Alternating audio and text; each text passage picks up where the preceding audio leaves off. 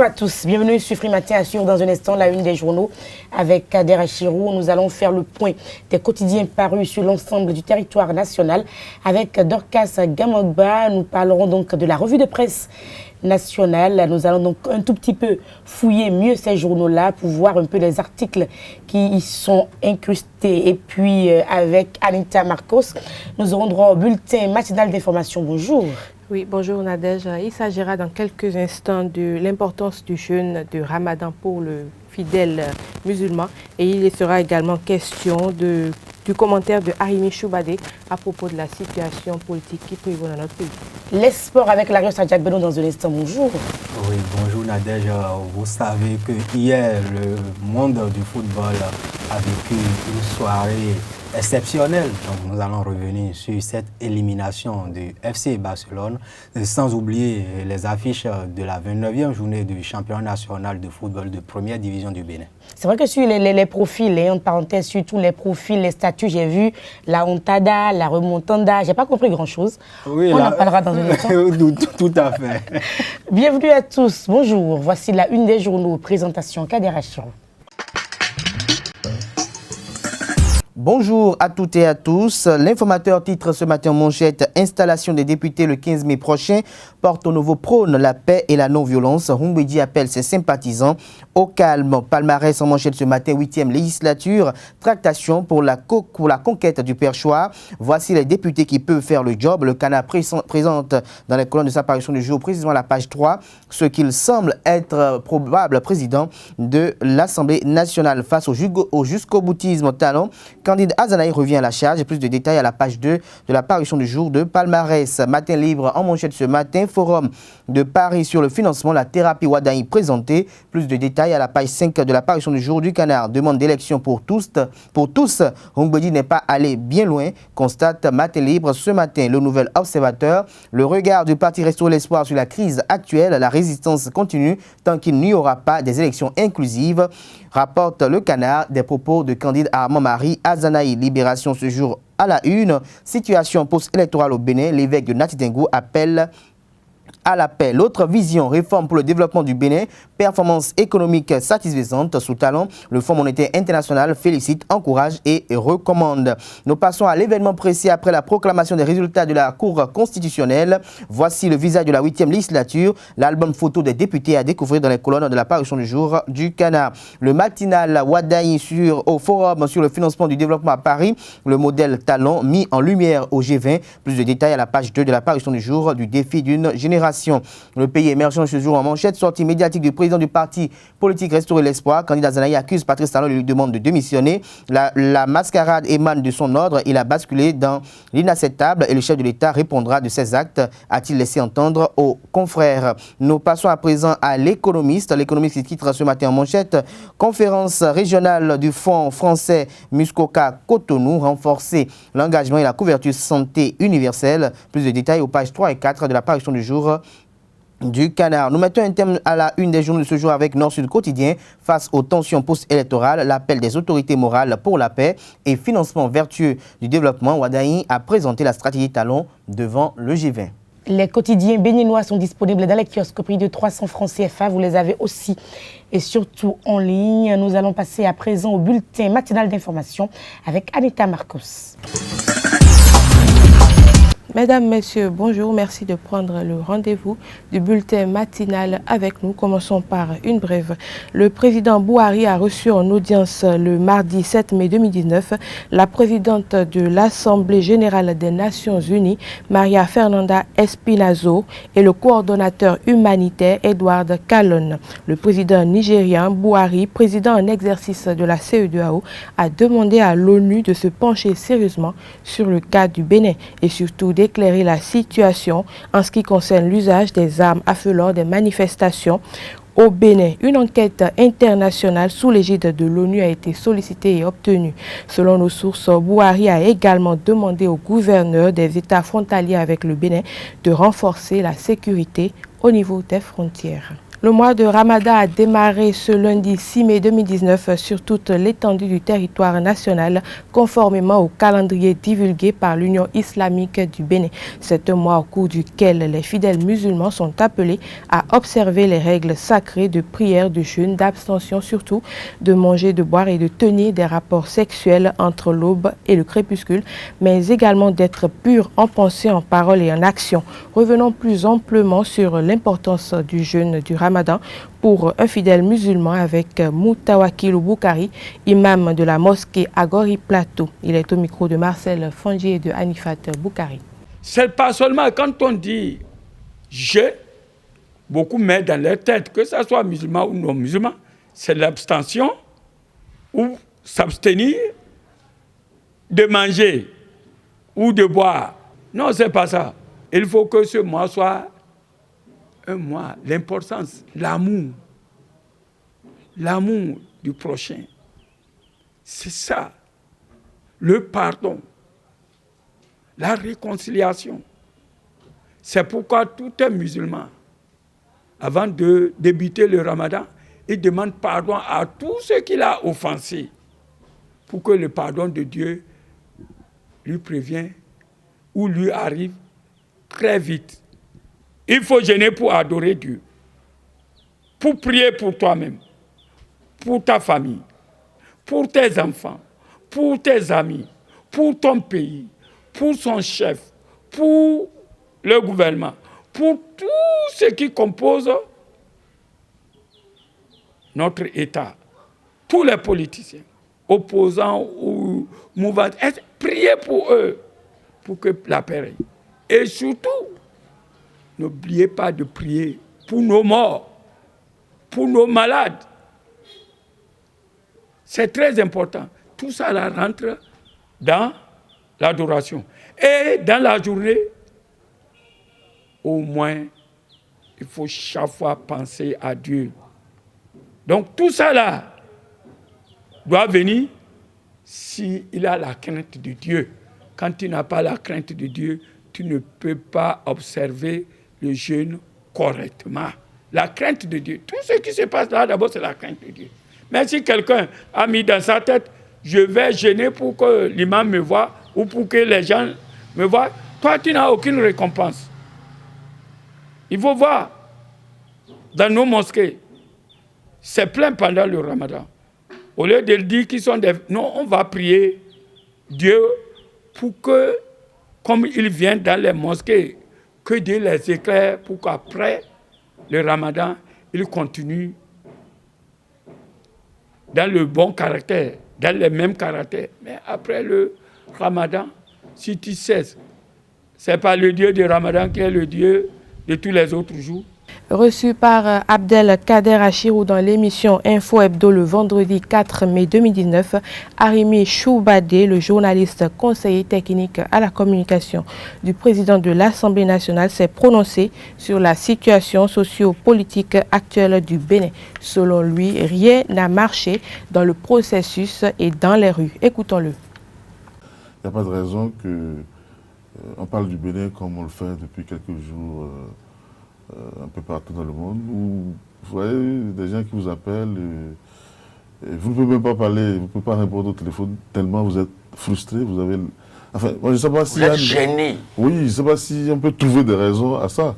On ne peut pas trouver des raisons à ce que, à la manière dont les choses se passent, où tous les fondamentaux ont été perdus. Mais s'il y a des morts, vous pouvez me dire que c'est... Nous avons l'habitude d'aller aux élections avec des cercueils. Si au retour des élections, on vous dit qu'il y a on a brûlé, on a saccagé, on a détruit, on a tiré à balles réelles sur des populations civiles. Vous ne pouvez pas me dire que c'est notre habitude au Bénin.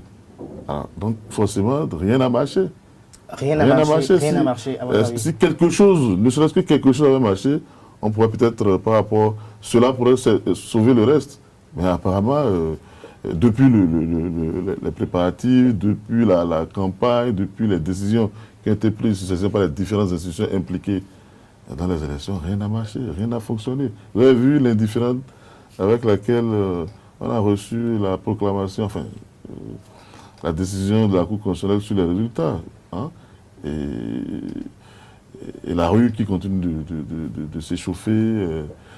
Et puis vous avez vu, j'ai choqué tout le monde, où des policiers, enfin je ne sais pas, des hommes en armes, en pleine rue, en pleine journée, tiraient à balles réelles sur des civils, des bambins, hein, qu'ils soient badauds ou pas. C'est parce qu'ils n'ont pas suffisamment trouvé de logement à ces budgets-là qui sont dans la rue, peut-être. Hein. Et donc la solution ne devait pas être de les abattre comme des chiens. De toute façon, je ne sais pas si, comme l'a dit mon ami Perzo, s'il y a quelqu'un dans ce pays qui se sent à l'aise, bon, c'est possible. Restons avec Arimi Choubadé qui fait également des suggestions en vue d'améliorer la situation qui prévaut au Bénin. Il faut d'abord, il y a des compatriotes qui sont tombés, il faut les réveiller. Il faut qu'ils sortent-ils, leur rendre hommage, assister les familles éplorées, commencer par penser les plaies pour ceux qui ont encore mal, ceux qui souffrent de tout ça.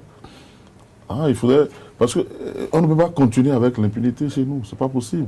Et ceux qui sont les responsables de cette tuerie-là, qui sachent que bon, ils vont en répondre d'une manière ou d'une autre. On ne dit pas qu'on va les fusiller aussi, mais s'ils ont commis des fautes professionnelles, il faudrait qu'ils en répondent. Madame, Messieurs, chers amis internautes, ce sera tout pour ce bulletin matinal. Merci de nous avoir suivis et agréable journée à chacun et à tous. Retrouvez donc Anita Marcos pour la grande édition du journal ce soir. À partir de 19h, Dorcas Gamangba va s'installer pour la revue de presse nationale. Bonjour à tous, merci de prendre le rendez-vous de la revue de presse de ce mercredi 8 mai 2019. Nous commençons tout de suite par l'économie. Le ministre de l'économie et des finances, Romuald Wadhaï, participe depuis hier à la conférence de haut niveau sur le développement à Paris.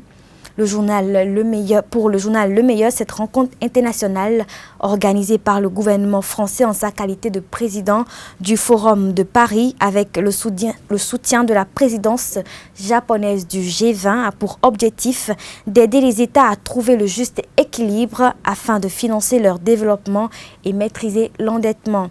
Le forum réunit une soixantaine de ministres des Finances, gouverneurs de banques centrales, responsables d'institutions financières internationales, universitaires et représentants d'institutions financières privées.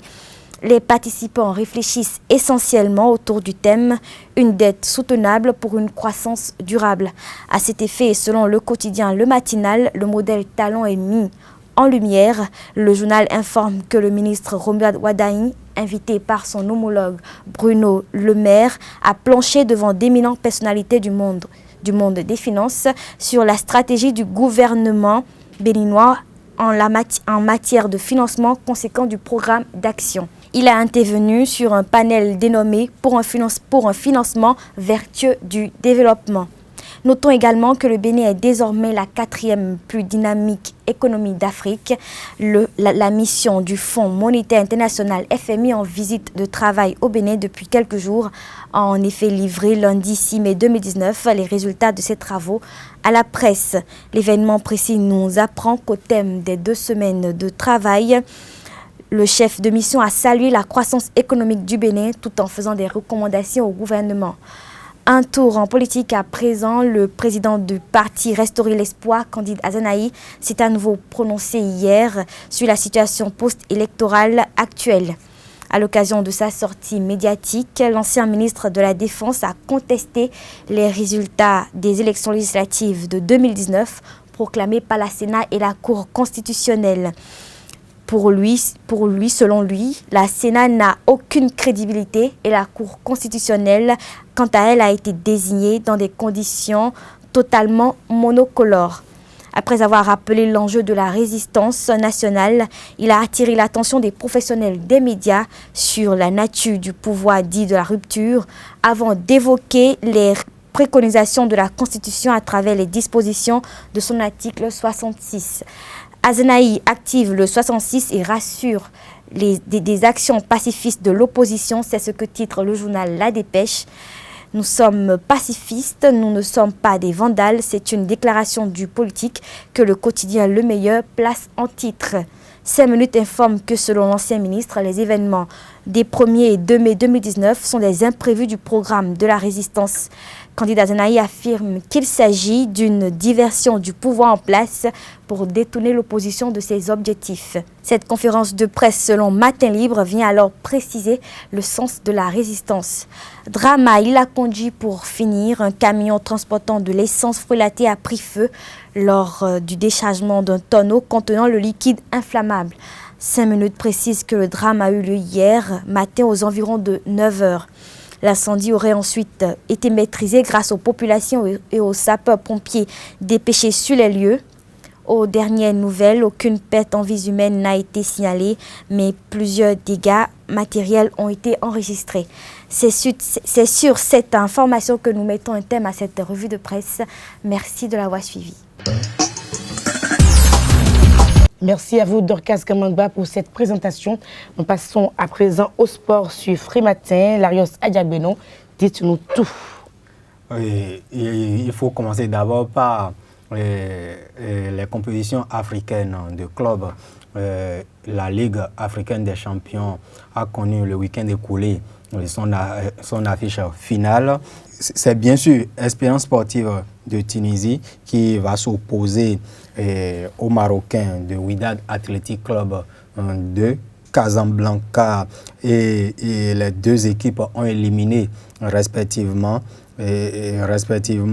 le tout-puissant Manzébé du Congo et Mamelodi Sundowns de l'Afrique du Sud en demi-finale retour. La finale aller aura lieu le 24 mai prochain et le retour le 31 mai. Et en Coupe de la Confédération, c'est la Renaissance sportive Berkane du Maroc battu 2-0 à l'aller qui a renversé le club sportif sfaxien de la Tunisie 3-0 pour valider ainsi son billet pour la finale de l'édition 2019 de la Coupe de la Confédération.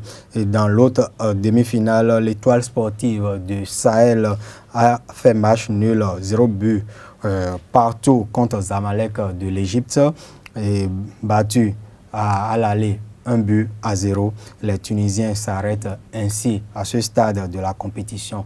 La finale aller aura lieu du 9 mai et le retour le 24 mai. Et il faut parler maintenant de l'actualité du moment. Cette demi-finale de la Coupe aux grandes oreilles disputée hier soir à Anfield Road en Angleterre et le miracle qui s'est produit pendant 90 minutes pour les Reds de Liverpool, battu 3-0 lors de la manche aller au Camp Nou. Personne, même les bookmakers, je ne pense pas que sur 10 personnes, 2 pourraient miser sur cette remontada, comme vous l'avez mentionné tout à l'heure.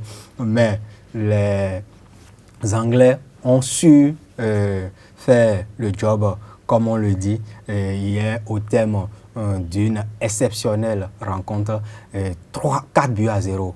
Face à qui? À Messi, à votre Messi et au FC Barcelone. Il n'était pas en pleine forme hier. Oui, il n'était pas en pleine forme, c'est l'excuse de tout le monde, mais je ne dirais pas qu'il n'était pas en pleine forme. Ils ont rencontré juste un garçon en chemin parce que battre 3-0 un club lors d'une demi-finale aller et se faire éliminer de cette façon lors de la manche retour, on peut le dire, c'est une faute professionnelle. Nous sommes quand même pendant la période de jeûne. Il y a tout ça qui... Donc, est-ce que vous savez si l'équipe du FC Barcelone est composée de combien de musulmans? Non, lui, il a peut-être voulu comprendre. Et le match se disputait à 20h. À 20h. Donc, il y avait déjà eu rupture du jeûne. Donc, cette excuse-là ne passe pas. Mais revenons au match. Il faut dire simplement que les Anglais étaient privés du meilleur joueur africain, Mohamed Salah, et du Brésilien, Firmino, et encore un autre, le Guinéen, Nabil Keïta. Ces 3 atouts majeurs de la ligne offensive du club anglais n'étaient pas sur la pelouse.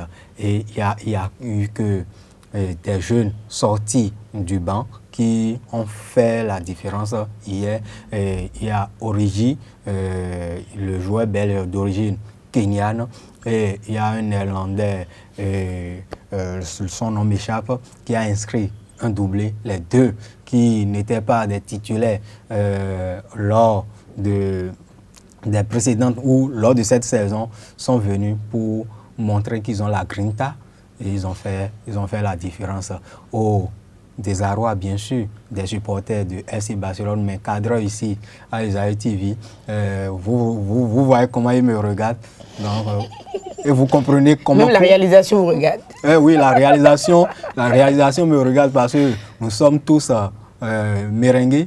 Et donc, c'est un peu le journal sportif qui commente cette élimination du FC Barcelone. Même Cal Kitome qui est là. On fait un coucou à M. Joseph Bettiga, notre réalisateur ici sur Free Matin sur Isaïe TV d'ailleurs. Oui, et on a déjà commenté le match avant que je ne vienne en plateau. Donc, il faut dire simplement que ça fait la 4e fois de l'histoire qu'un club se fait éliminer comme ça après avoir remporté la manche aller largement. Déjà, le FC Barcelone a déjà subi l'année dernière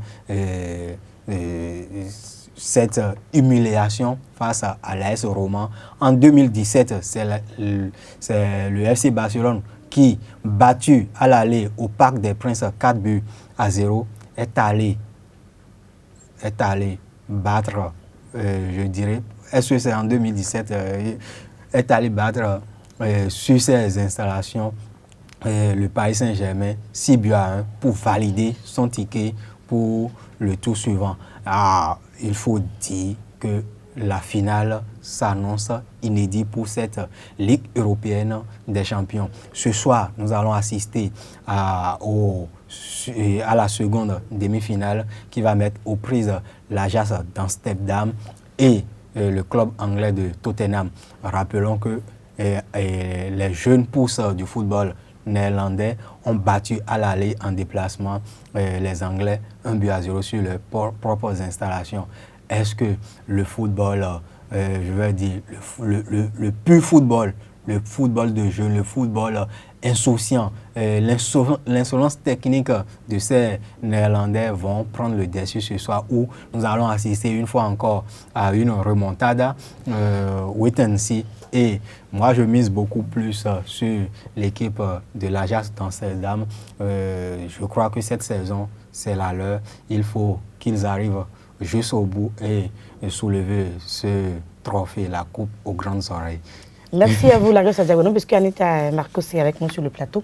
Je vais vous poser une question. Est-ce que vous comprenez pourquoi ce sont les Guinéens qui quittent leur pays, ouvrent des cafétérias au Bénin, et en général, nos frères béninois font là-bas sur les matchs. Vous avez remarqué dans la ville ce qui se passe?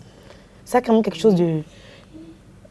Personnellement, je pense que c'est peut-être pour vivre l'ambiance avec un bon nombre de personnes, parce que généralement, justement, dans ces cafétérias ouvertes par les Guinéens, et effectivement, pour suivre ces matchs, ils sont nombreux. Mais je pense à une ambiance, peut-être, même si ce n'est pas une ambiance proche de celle du stade, à une ambiance conviviale, chaleureuse, où supporters et non-supporters se retrouvent ensemble pour...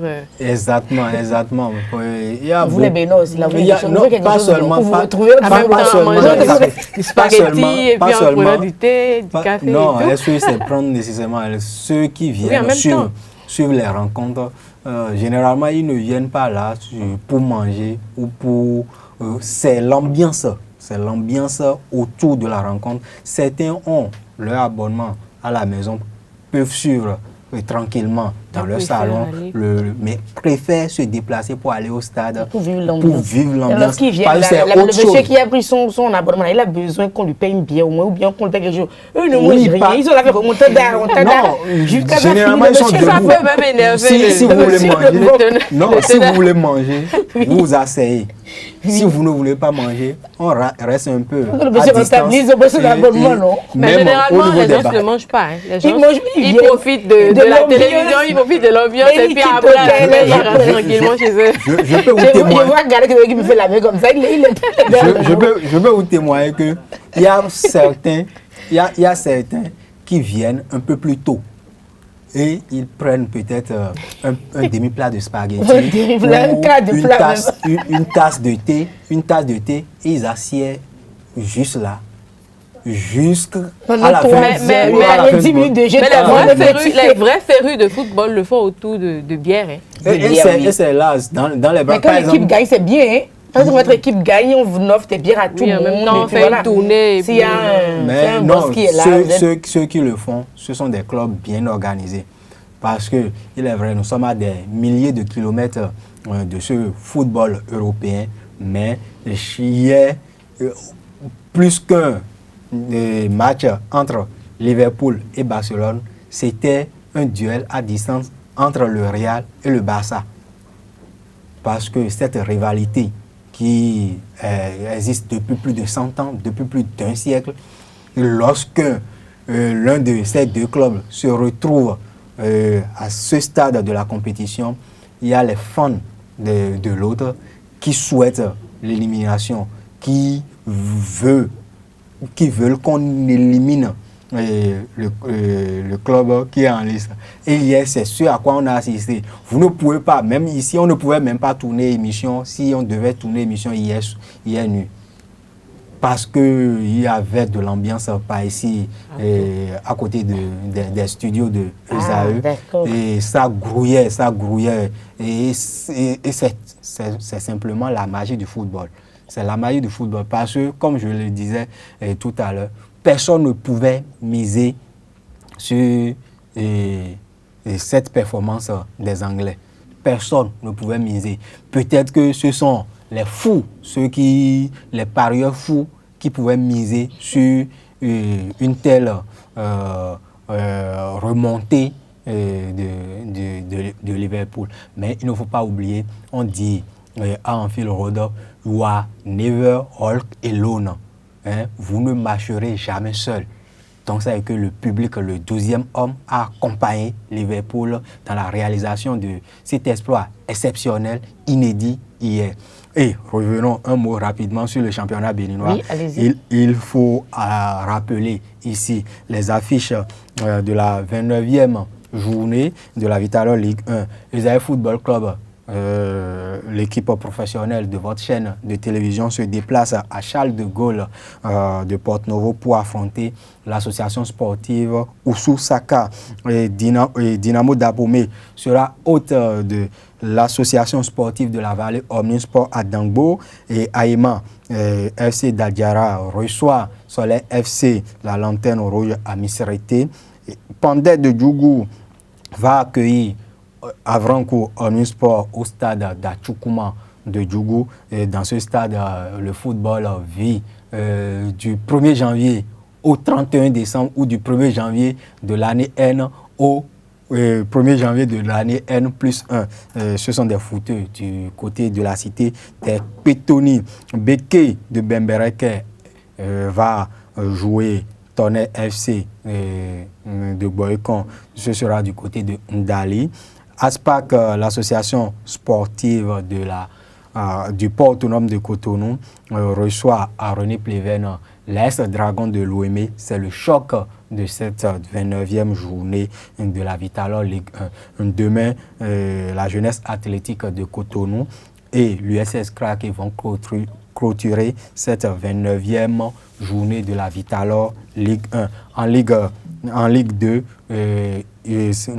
la Ligue 2 également aborde sa 29e journée aujourd'hui.